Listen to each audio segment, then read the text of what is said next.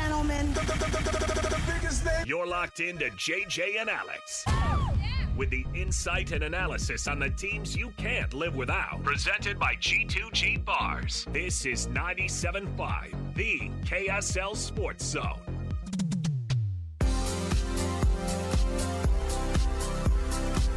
It's important for us to stay true to who we are as a team.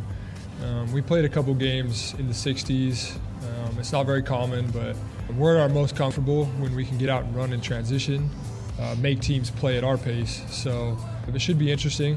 When it comes down to it, we just have to guard and rebound, and everything will take care of itself.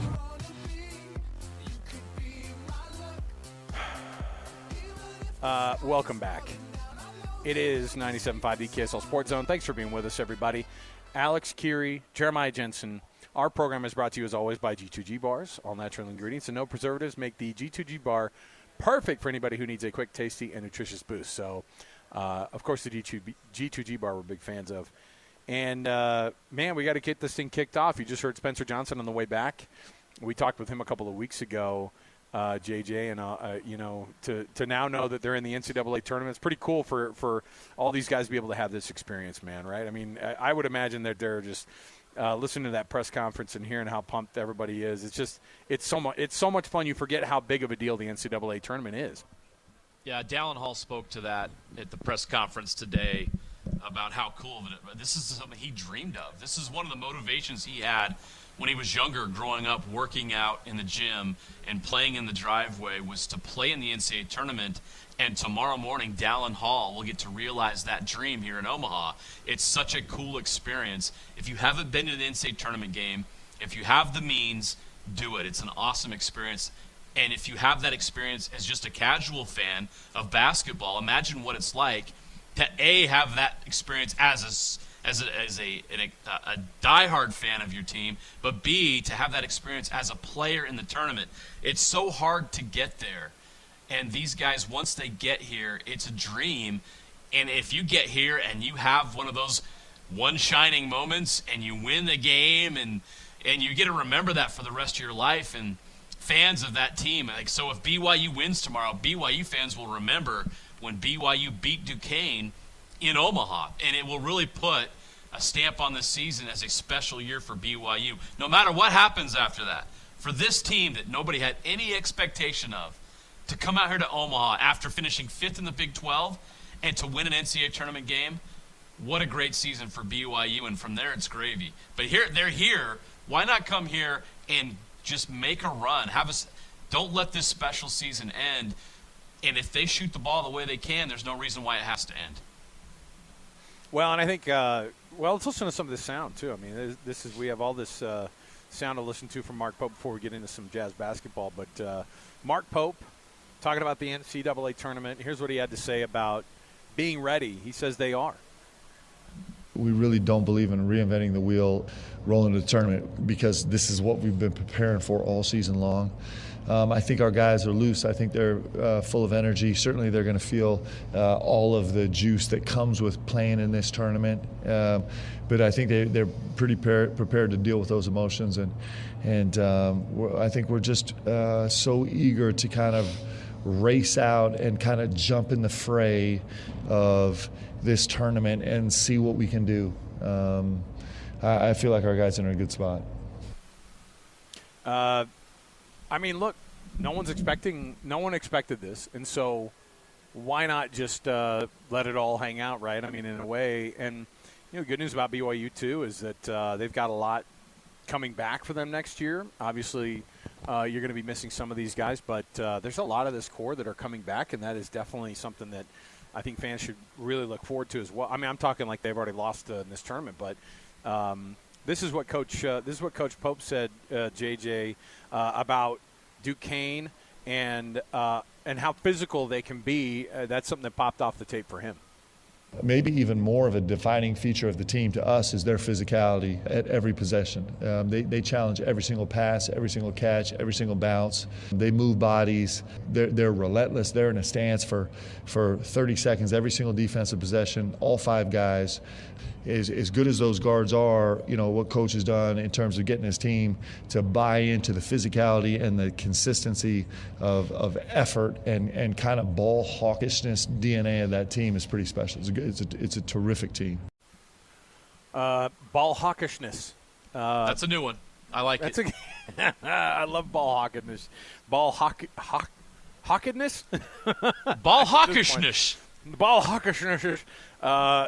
Mark Pope inventing words, but that's what you do when your team is doing things you didn't expect them to do. Here's what Jackson Robinson had to say about this team and talk about where they're at their best. We live in transition. That's where we thrive. So making sure we get out and just not let the defense dictate what we do and just be the aggressor. That's what we focus on every single game. So just making sure we do that. What's the best version of this team, JJ? Yeah, he makes a great point, and I think that he talked about pushing the pace and dictating the tempo. That's what BYU has to do to win this game. Mark Pope just got done talking about how Duquesne is a real physical team, and Duquesne wants to play this game in the 40s and 50s. They wouldn't mind having a Virginia-Colorado State type game at 10:40 a.m. tomorrow morning. BYU's got to avoid that. BYU wants to come out and play their basketball with their 5-out offense and make threes, get the pace up, and put these guys away early. Don't give them any hope or any breathing room or any reason to think that they can hang in this game. BYU's got to be the aggressor. They've got to make those shots. We just got done talking to Greg Wrubell. 32% or more is the sweet spot. They have to make threes to win. This is how they play basketball. They have a ton of shooters. They've got a lot of depth. Duquesne doesn't have that. BYU needs to play to their advantage and use those things. If they do that, they'll be successful. But that's the best BYU, is this team getting out in transition, knocking down threes. Ali Khalifa playing that point center position where he's making passes and he's taking open threes and he's kind of stirring the drink a little bit. Getting everybody involved, everybody's touching the basketball, having fun. If they do that and they force Duquesne to take a couple early timeouts, it's going to be good for BYU. That's BYU's best tomorrow, is playing their type of basketball.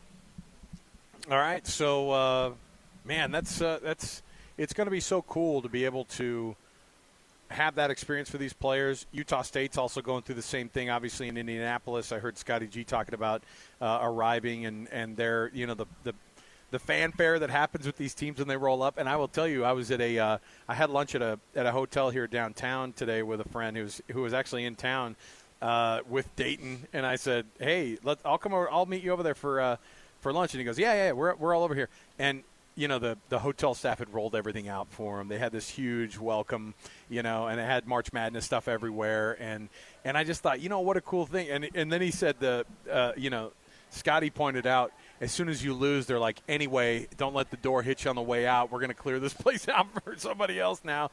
And it's a pretty brutal thing. It's a cool thing for these guys, but you don't show up to and then lose one and then go, well, dang it. But that's also happened. And like I said, half of these teams are going to be one and done. So it's a fun thing to be able to see. Let's transition a little bit into some Utah Jazz basketball.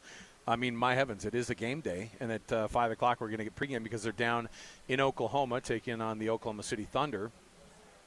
Your thoughts on this one, JJ, as we get started into now transitioning into some NBA talk, because this Oklahoma City team, as the Jazz have played them throughout this season, we make the comparisons, right? It's easy to look across the country and in your division at a team that you look at and you go, I kind of wish we were those guys, but that Oklahoma City team is exactly that right now for Jazz and Jazz fans. That's what it does for me, Alex. If I'm being really honest with you, those are my first thoughts, is when you play the Thunder, it's like, wow, this is the model the Jazz are following, and you're seeing how successful it's been so far in Oklahoma City. They now have an MVP candidate after making a big trade. They had to trade an all-star player in Paul George that signed an extension with them and wanted to be there, but then had that opportunity to play Right. for the Clippers with Kawhi Leonard, and that was just too good of an opportunity. And for the Thunder, that was too good of an opportunity to pass up to kind of start over, reset, and build a championship roster. To get Shai Gilgeous-Alexander in that trade and all the other things that they got with it really set them up for the future. And then the moves that they continue to make. And yes, it's been painful. When was the last time the Thunder, made an impact that won a playoff series? It's been a while. Just like kind of what it just takes time to do this. And so if you're a Jazz fan, you can watch what you're seeing from the Thunder, because this year the Thunder are going to be in the playoffs. They are going to be a factor in the postseason. And you can watch and see how, not just this postseason, they're going to be a factor in the playoffs for a long, long time with a very young core that's really, really good. It's the same design. It's the same model that the Jazz are trying to chase. And the Jazz have made a lot of the right moves. They're on the right path. They're just a little bit farther behind. It's going to take some time. But you can watch what the Thunder do and see where they're at, and you're like, okay, the patience will pay off. And so I think that kind of helps alleviate some of the pain that we're feeling right now watching this Jazz team lose 3 out of their last 12 games or whatever it is since the trade deadline. It's been tough. It's hard as we talk about the Jazz. Yeah. What are the storylines? It's hard to get excited about these games. It's not about the games for the Jazz. It's about who's the opponent. Like, we're talking about Anthony Edwards' big dunk the other night, right? We're talking about the other team. Right now I'm talking about the Thunder. I'm not talking about the Jazz, right? That's kind of where they're at, and that's where the Jazz were back in the early 80s. It was not about the Jazz. It was about, when are the Lakers coming to town? When's Dr. J coming? That's kind of where they're at right now, and I hate that, but at the same time, this is where they're at in this process. And it's just going to take patience. It's not always fun, but there are some fun moments. While I mentioned how great Anthony Edwards was the other night, that Thunder game the other night was fun to watch. The Jazz played much better than they did on Saturday. They were really competitive. The Jazz have had some really competitive, intense games. They beat the Hawks last week. The Hawks are going to be a play-in playoff team, I guess if you want to call it that, in the East. So the Jazz are making progress. They're out there playing really hard. The effort's good. It's just they're really young. The guys are rolling out there right now, and you kind of have to roll with that. But for me, Alex, I'm just like you. I'm looking at this as look across the court tonight. While you're watching the game, look at the other team, and it's a little bit of a look into the future. Because, yes, the Jazz don't have the Thunder players, but the Jazz are trying to get those players, and they're going about it the right way. Well, and you hope that they're actually, that comes to fruition, right? And, I think that people look at Sam Presti, who's the GM for Oklahoma City, and they go, that guy, he is a genius, And we like to think that we have our own genius here in town with Danny Ainge and Justin Zanuck making these decisions for the Jazz, and hopefully they can. But at the same time, that's where our heads go, right? Where we go, hey, look at this guy, what he's doing. But there's a little bit of luck involved, too. I mean, honestly, there's been hit and misses in Oklahoma City. I don't want people to think that, Sam Presti got there 2 years ago and then made some changes and suddenly and he knew that Shai Gilgeous-Alexander was going to be an MVP candidate and scoring 30-something points a game. There's no way that even he may have thought that was going to be the outcome. And really, they get Chet Holmgren, and you hope that a guy like him pays off, and he had to sit out last year with the injury, but he's paying off, and that's a really, really good team. There's a little bit of luck that comes with this too. So there's some of it that you go, oh yeah, look at what they're doing. What an amazing way to build that team. But some luck is involved, and that's always hard to know too. And so I don't know. A game like this tonight, I don't know how many. I'm trying to think too, because now that I'm looking at it, now I'm thinking about it. The Jazz right now have 14 games left the rest of the season. And there's this little bit of me, JJ, that goes, man, this is excruciating, these next 14 games. Yeah, it is. It's tough. They're playing a lot of good teams. We just saw it with the Timberwolves. And if anybody around here was wondering how good that Timberwolves team is, we saw it this week without Karl Anthony Towns and without Rudy Gobert. That Timberwolves team is definitely good enough to make it to the conference finals in the Western Conference. So the schedule doesn't get any easier. You've got this game against the Thunder. Then you got the Dallas Mavericks tomorrow. It's just one good team after another. And even when you're playing a team that's not very good, you still have to face Wemby when you're playing the Spurs, right? It doesn't get any easier. So that's how this is going to be. And, enjoy it, I guess, is what I would say, is because there's going to be some great moments along the way here where the Jazz are really competitive against some of the teams that are the best in the league. I think it's fun to play Luka Doncic. We're going to get to see the Jazz play against Luka Doncic tomorrow night. That's going to be fun. We get to see Shai Gilgeous-Alexander tonight. And I mentioned there's just a lot of other players around the league that they're going to get to play.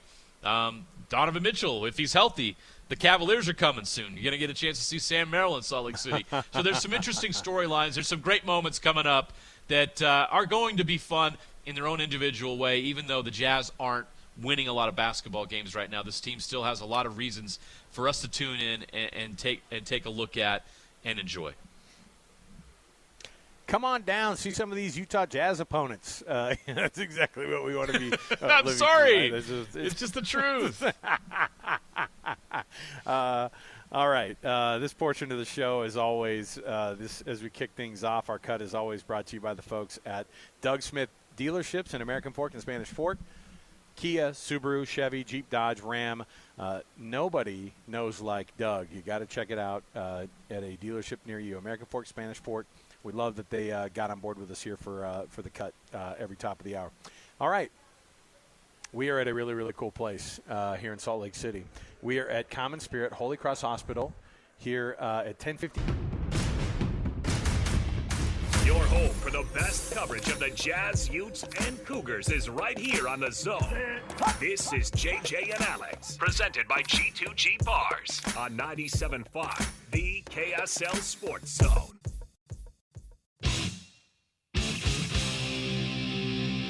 I think it's key. We saw the difference it made against UCF as well as Texas Tech. Obviously, we want to make sure that we dictate what we do and not the other team, and we play our game. And so we believe we're prepared. We have a great coaching staff that prepares us well.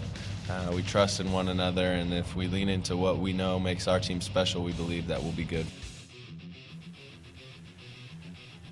This BYU basketball team trying to figure out how to get a win in the NCAA tournament, and it's a tall order. I don't care what seed line you're on. I don't care what you're trying to figure out.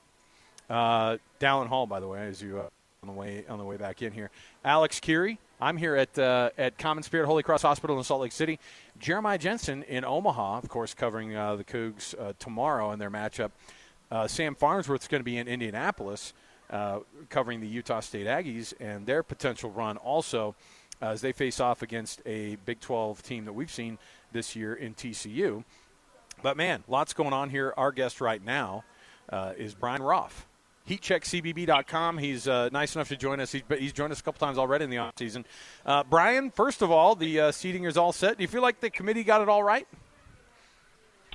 No. No. I think that's the general consensus, right? They screwed it up. There's no doubt about that after watching that Virginia game last night. How did the committee get that so wrong? I mean, it was just so obvious coming into the tournament. If you're looking at the analytics, you knew they weren't very good at the end of the season.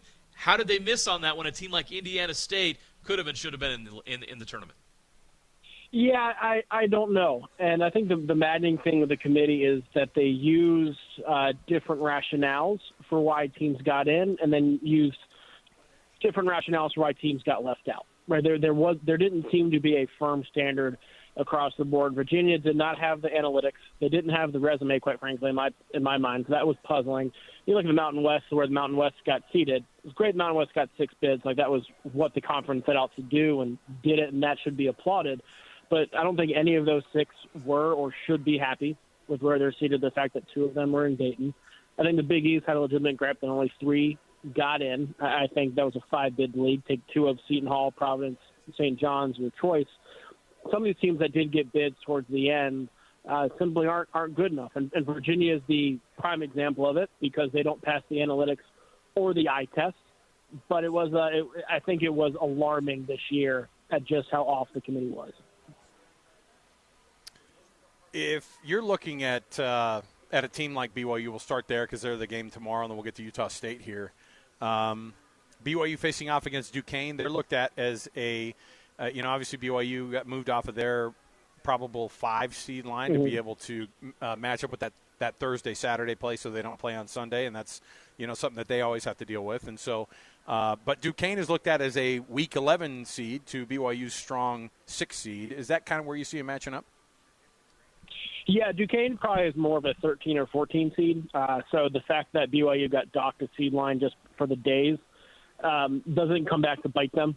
In this case, it may bite them in the next round playing a 3 seed as opposed to a 4. But in this first round match, I think the committee understood what they did and perhaps did them a solid. There's also the argument that they had VCU penciled in there as the 11 when Duquesne won the A-10 instead of VCU. They just put Duquesne in there. From a BYU standpoint, I think you're happy with the draw. BYU's success in the tournament is going to come down to whether they're able to make threes or not, quite frankly. Because that's been the deciding factor for them all season, the way they like to play. When they have struggled, it's simply been because they have gone through ruts where their shots haven't fallen. Duquesne, though, is not somebody who, at least on paper, should be able to consistently slow them down. So I do think BYU should feel pretty confident about that first-round matchup. Is there? Yeah, you almost answered the next question I was going to ask you, but I'm still going to ask about Duquesne. Is there anything about them that gives you the sense that they're a giant killer? Is there any reason or anything you're looking at with that team that should give BYU fans any pause or any discomfort before this game tips off tomorrow at 10:40 Mountain Time? They are gritty and they are tough, and playing that style of basketball and style of defense. They can get underneath you and really disrupt things. We saw them run through the A-10 tournament. They were able to do that. Again, I would feel confident in my draw if I'm BYU, and Duquesne has the whole storyline, right, of Keith Dambrot retiring after this tournament and being this essentially being his last game.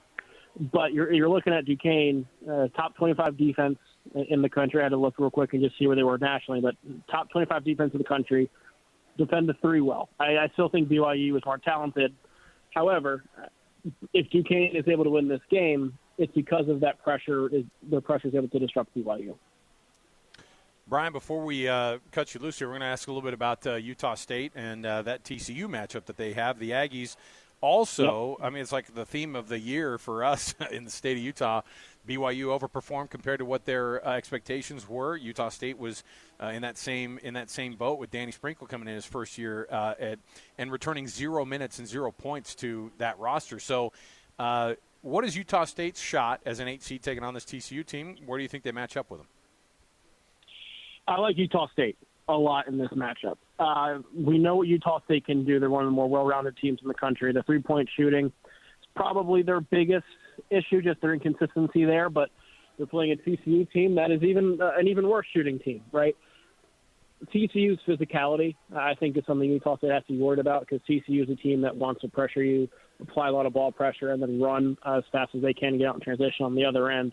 I think Utah State has the ability to handle that, and they're the more well-rounded team, to be honest. TCU is not a team that has had a lot of success against really high-end competition this year the way they did last year. When we were having bubble conversations, there was a little bit of talk of why isn't TCU on the bubble? Why are we so sure TCU is in pretty solidly? I think Utah State, TCU will make you work for it. They will absolutely make you work for it, but I don't trust TCU's offense to do a ton against this Utah State defense. I think Utah State should be fine. So if the Aggies are fortunate enough to move on and they would potentially face Purdue, who had a little bit of a rough time last year, as we remember, in the first round, but if that is the matchup, how would Utah State match up with Purdue and Zach Edey? I think, well, the question is how you handle Edey, and more importantly, how you make Edey handle you, right? The key to that game, I think, would be Osobor and his ability to produce and potentially make Edey run up and down the court, because you're going to have somebody who makes Edey uncomfortable. Fairleigh Dickinson was able to beat Purdue last year because of the way they pressured, and Purdue just couldn't handle the press this year. That's different this year with Purdue. They've learned how to handle the press, so that Achilles heel isn't there.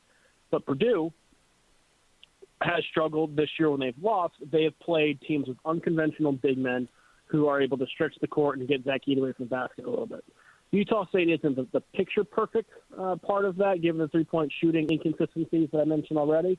But I do think Osobor is somebody with his skill set who can be a real problem for Purdue and Purdue's front line. And if you take that advantage away from Purdue, you're making it essentially a toss-up in the backcourt, which I think is as good as you're going to get for anybody in the country, let alone for Utah State. And the way Utah State has come on this season, particularly late in the year, I have to think they'd take their chances with that. Brian Rauff, heatcheckcbb.com. Go check it out. You can see the breakdown, of course, of the entire bracket. And look, just cheat a little bit off of Brian before you get your brackets all turned in. Brian, we appreciate it, man. Thanks a lot. I appreciate it. Thank you, guys. There you go. We'll take a break here. Get an in-depth look of the ups and downs of the Nickelback roller coaster career when Hate to Love Nickelback comes to the big screen for 2 days only, March 27th and 30th. Book your tickets now, nickelbackfilm.com, or just visit KSLSports.com to enter to win tickets at a screening. Can you read that without laughing, we'll take a break. please? No, stop it. This is not. Don't do this right now.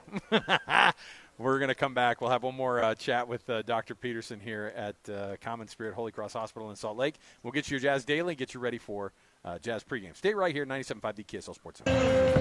Your daily deep dive into everything Utah Jazz. It's time! All season long and even in the off season. It's Jazz Daily with JJ and Alex on your exclusive home of Utah Jazz basketball. 97.5, the KSL Sports Zone.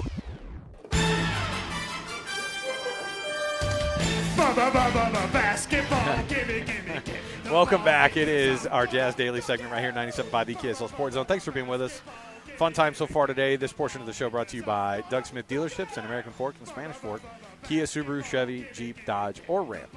One more time here with Dr. Peterson here at Common Spirit Hospital, Common Spirit Holy Cross Hospital in Salt Lake City, 1050 East, South Temple. Thanks for hosting us today, Dr. Peterson. This has been really cool. I got my hands on the robot, and so yeah, you did a great job. Come on, you were like, there were kids doing a better job, and then you go, let me just take a look at that real quick. So what you're going to do here? And I was like, oh boy. So I'm not going to be an orthopedic surgeon, but you already are. So real quick, final pitch for people who are going through pain with their knees and how we can figure it out. I just say, we're so lucky to be here in one of the most beautiful places in the world, and if there's something that you can't quite do that you want to do, get to the bottom of it. The first step is getting the right diagnosis. You may assume you've got a meniscus tear or something wrong with your knee or arthritis, but if you get the right diagnosis, and we can talk about what to do about it. T-Mini is a miniature wireless robotic system that helps surgeons like Dr. Peterson to perform knee replacement. That's off the brochure, all right? That's and that is right on this. But the reality is it will actually decrease a lot of times those recovery times, get your mobility back as well. We want you to be able to take advantage of it. 801-35-JOINT. That's right. 801-35-JOINT. Come see us. We'll see if we can get you back in the game. Okay. Dr. Peterson, thanks for hanging out with us today. Thanks, Alex. This was fun. We'll jump in real quick here. JJ, one final pitch here for this Utah Jazz basketball team. You got it 1 minute. Give me why the Jazz could actually win this game on accident tonight. I can't come up with anything. I'm sorry. Hey, who knows? What are they? Why not? Why not? I just think the Thunder are playing for something that's pretty great. I think they're playing for playoff seeding. They have the belief that they are a contender this year. I'm not sure they are yet, but they're certainly looking the part. The Jazz are playing in a different situation right now, and I just don't think they have the horses tonight. They're not going to have enough. Lauri Markkanen not playing tonight, so the Jazz are going to take an L, but that's kind of the plan right now as they try to keep that first-round pick. Take an L. That's the plan. Unfortunately, that is the plan. All right. JJ, looking forward to talking to you tomorrow after BYU tips off at 10:40 in Mountain Time, and we're going to chat with you, of course, and we'll get the full breakdown tomorrow for the Cougs. Thanks for hanging out, man, from Omaha. You got it. All right, there's JJ. We'll take the break here. We got more to go around the corner. Jake Scott, Tim Lacombe, they're going to be taking you all the way for this Jazz basketball pregame and get you ready for Oklahoma City. So we'll join you tomorrow, 97.5 the KSL Sports Zone.